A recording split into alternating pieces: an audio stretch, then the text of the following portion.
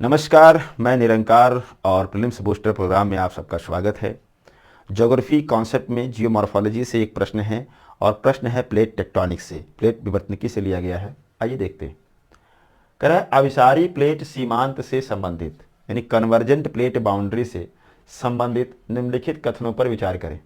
और कह रहा है उपयुक्त कथन में से कौन सा या से कथन असत्य है, यानी कि गलत कथन की आपको पहचान करनी है। पहला स्टेटमेंट कह रहा है इस सीमांत पर कम घनत्व वाली प्लेट का, ध्यान दीजिएगा, गहराई में क्षेपण होता है। तो सबसे पहले आप समझिए कि प्लेट टेक्टोनिक जब आप पढ़ने जाएंगे तो इसमें तीन प्रकार की बाउंड्रीज पढ़ी जाती हैं, तीन प्रकार के सीमांत होते हैं। यानी कैसे, देखिए, प्लेट टेक्टोनिक एक होता है अपसारी प्लेट सीमांत, इसी को कहते हैं विनाशात्मक संरचनात्मक प्लेट बाउंड्री।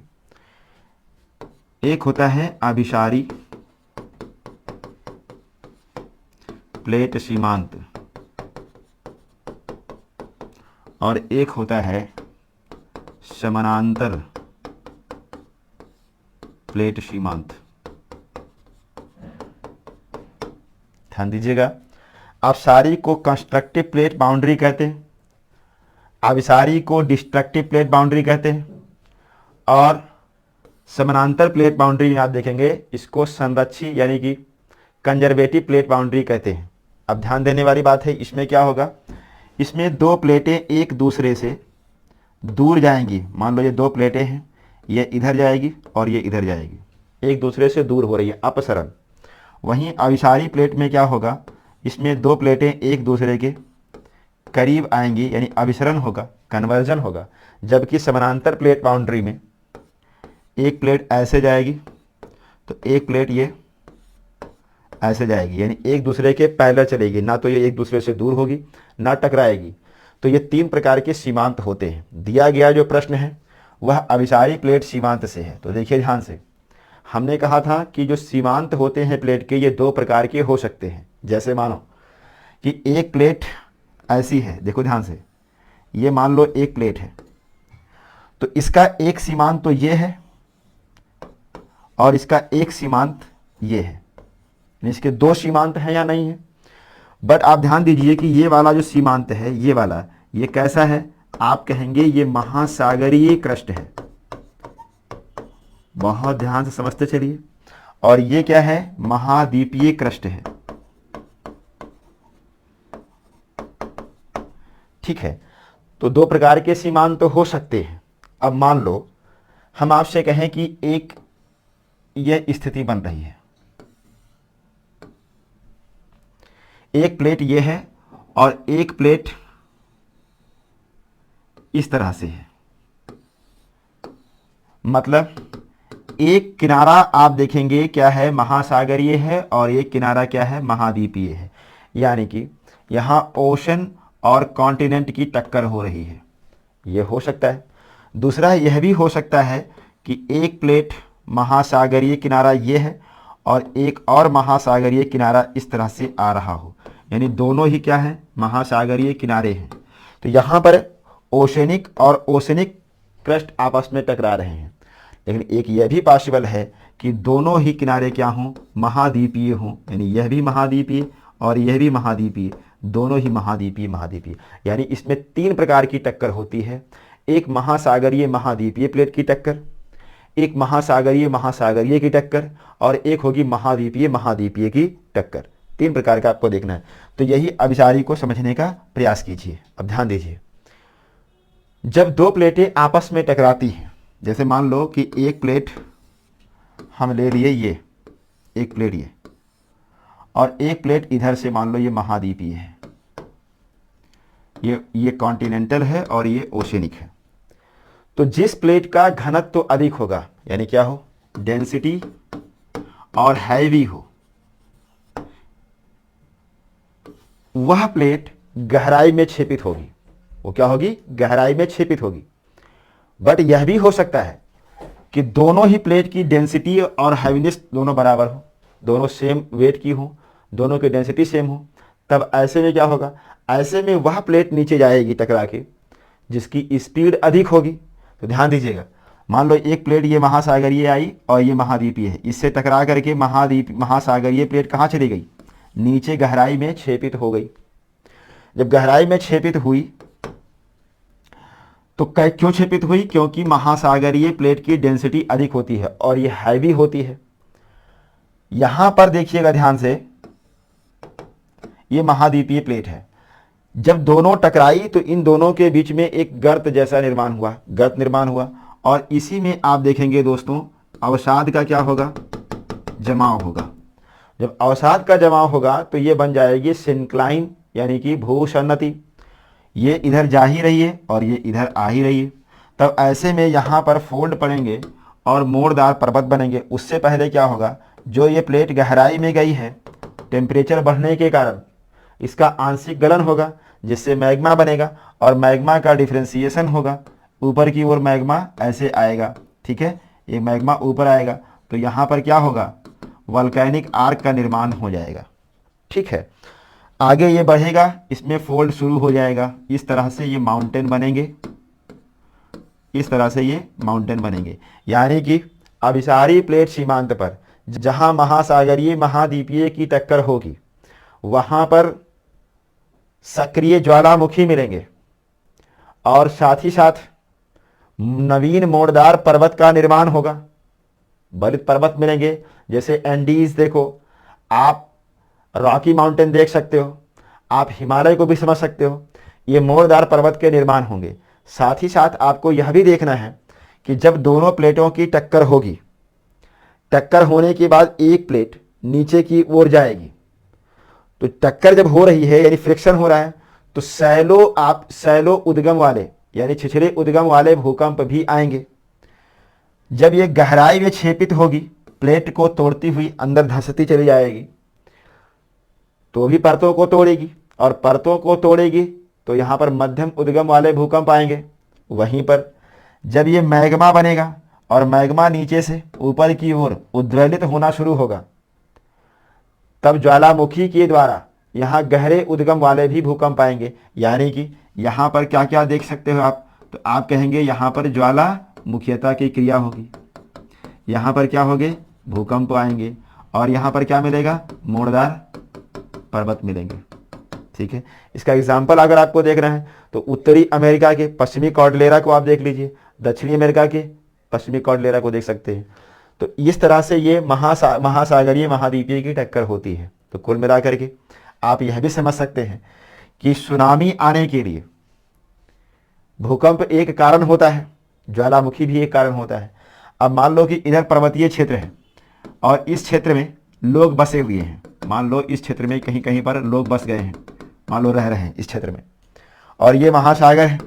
भूकंप अगर तेजी से आएगा तो ये क्या होगा, ये वेव बन जाएंगी, लहरें बनेंगी और सुनामी से भी ये प्रभावित हो सकता है। जैसे कि उत्तरी अमेरिका में आप देखेंगे तो जुआन डी फूका प्लेट है, वो टकरा रही है, तो वहीं पर सैन एंड्रियास फॉल्ट बना हुआ है, वहाँ बहुत तेज़ी से भूकंप आते हैं जिसके कारण सुनामी की घटना हो जाती है। क्योंकि कोस्टल लाइन में बहुत सारे लोग शहर बसे हुए हैं, चाहे वो सैन फ्रांसिस्को हो, लॉस एंजलिस हो, सैक्रामेंटो हो, ये सारे शहर बसे हुए हैं, तो वहाँ पर सुनामी भी आ सकता है। लेकिन फिर भी हम कहेंगे कि यहाँ सुनामी से प्रभावित तो है लेकिन उतना प्रभावित नहीं है जितना महासागरीय प्लेट प्रभावित है। जैसे देखिए, मान लो कि एक ये महासागरीय प्लेट है,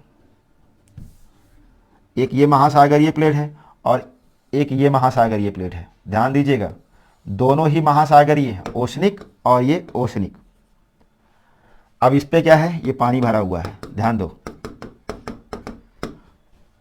दोनों प्लेट टकरा गई, दोनों की डेंसिटी सेम है। तब ऐसे में जिसकी स्पीड ज़्यादा होगी वह नीचे जाएगी तो क्या होगा, ये गल जाएगी और गल करके ऊपर की ओर आ करके ये इस तरह से ज्वालामुखी क्रिया करना शुरू करेंगे और जो महासागर का अवसाद है वो भी इसमें भरता चला जाएगा।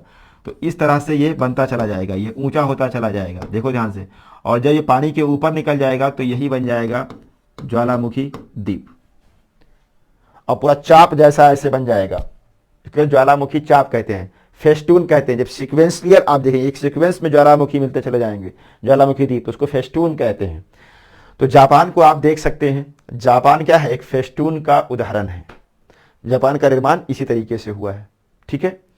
तो यहां पर भी सक्रिय ज्वालामुखी है और भूकंप तो आएगा ही, क्योंकि ये प्लेट नीचे जा रही है। अब यहां पर अगर लोग बस गए हैं, तमाम सारे द्वीप बने हैं कौन कौन से द्वीप हैं, तो आप कहेंगे होक्काइडो, होन्शू, शिकोको, क्यूशू, ryukyu, ये सब जापान के द्वीप है ना, फिलीपींस के इसी प्रकार से। तो इन द्वीपों पर लोग रह रहे हैं, भूकंप जरा सा भी आया, दोनों तरफ पानी है, सुनामी बन गई। तो सुनामी से प्रभावित सबसे अधिक कौन है, तो आप कहेंगे जापान वाला एरिया है। आप ये कह सकते हैं महासागरीय सीमांत जो है वो सर्वाधिक सुनामी से प्रभावित है। इस बात को आपको ध्यान में रखना है। इसका एक और आप समझ लीजिए, पढ़ा रहे तीनों को बता देते हैं। एक होता है महाद्वीपीय। तो महाद्वीपीय में कुछ नहीं करना है। ये मान लो महाद्वीप है एक, और एक ये महाद्वीपीय प्लेट है, दोनों महाद्वीपीय प्लेट है, आपस में टकराई होंगी। तो ध्यान देने वाली बात है कि ये कभी ना कभी एक हिस्सा महासागरीय भी रहा होगा, तब उसके बाद महाद्वीपीय बना होगा। तो खैर आपको सिर्फ उतना नहीं जाना है डिटेल में, आप सिर्फ इतना समझो कि यहाँ पर ये अवसाद है, इसमें अवसाद है। तो इस तरह से इसमें क्या होंगे, ये मोड़दार पर्वत बनेंगे। हिमालय को अगर आपको देखना है तो आप हिमालय को समझ सकते हैं ऐसे कि मान लो ये यूरेशियन प्लेट है, ये क्या है, यूरेशियन प्लेट है, और यहाँ से आप समझ सकते हैं कि भारतीय प्लेट इस तरह से ऊपर की ओर गई। तो भारतीय प्लेट का आगे का हिस्सा पहले महासागरीय ही था, अभी तो महाद्वीपीय है। तो इसके बीच में जो ये सागर है, टेथिस सागर, इसमें अवसाद का क्या हुआ, जमा हुआ और एक भूसन्नति बन गई। ये आगे की ओर खिसका तो इसमें माउंटेन बनना शुरू हुए। देखो, ये देखो, बृहद हिमालय बन गया। ये और आगे झटका लिया तो ये और ऊंचा हो गया, ये और ऊंचा हो गया, और यहाँ पर एक नया पर्वत बन गया, लघु हिमालय। ध्यान समझो, ये लघु हिमालय बन गया। ये और ऊपर खिसका तो इसकी ऊंचाई और बढ़ गई, इसकी भी ऊंचाई थोड़ी सी बढ़ गई, लघु हिमालय की। और क्या बना, नया पर्वत बन गया, शिवालिक। देख रहे हो, शिवालिक बन गया। और जो बाकी बचा हिस्सा है यही उत्तरी मैदान है आपका। तो ये बृहद हिमालय, लघु हिमालय, शिवालिक और ये फिर बृहद हिमालय, और इसके बाद शुरू हो जाएगा विंध्यन। क्या समझ आए हो, इतनी कुछ बातें हैं। तो खैर इस सब पे हम लोग जो भारत का करेंगे तब करेंगे। ये 3 प्रकार के सीमांत आपको जानते रहना है, इस पर बहुत डिटेल बात करेंगे, लेकिन अभी करना ठीक नहीं है। आ जाओ प्रश्न पे आ जाओ। तो गहराई में क्षेपण किसका होता है, कम घनत्व वाले का नहीं, अधिक घनत्व वाले का। तो ये पहला स्टेटमेंट इनकरेक्ट हो जाएगा। इस सीमांत पर अनेक सक्रिय ज्वालामुखी मिलते हैं और यह भूकंप से भी प्रभावित होता है। तो यह भी कथन क्या है, सत्य है। महासागरीय अभिसारी प्लेट सीमांत सुनामी की दृष्टि से अति संवेदनशील है। अभी हमने बताया कि महासागरीय प्लेट सीमांत कहाँ मिलेगा आपको, तो आप कहेंगे महासागरीय प्लेट सीमांत आपको यहाँ पर मिल जाएगा। देखो रिंग ऑफ फायर भी देख लो इसी में, ये देखो, ये पूरा देख रहे हो जापान फिलीपींस के द्वीप समूह है। इधर से प्रशांत महासागरीय प्लेट और इधर से यूरेशियन महासागरीय प्लेट, यहाँ पर दोनों का मिलन हो रहा है।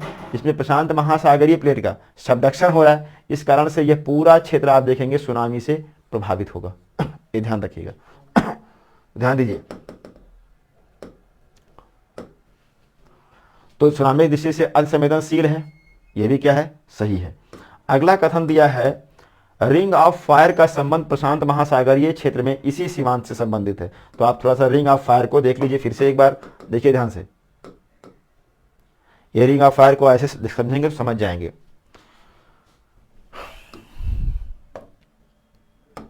देखिए, इधर यूरेशियन प्लेट, इधर प्रशांत महासागरीय प्लेट, ठीक है। फिर यहां पर देखिए, ये प्रशांत महासागरीय प्लेट, ये उत्तरी अमेरिकन प्लेट, प्रशांत महासागरीय प्लेट, दक्षिणी अमेरिकन प्लेट। तो यहां पर भी मिलन हो रहा है पूरा, ये पूरा मिलन हो रहा है। देखो ध्यान से, ये पूरा क्षेत्र, ये सब ज्वालामुखी क्रिया होगी यहाँ पर, एक्टिव वोल्केनो।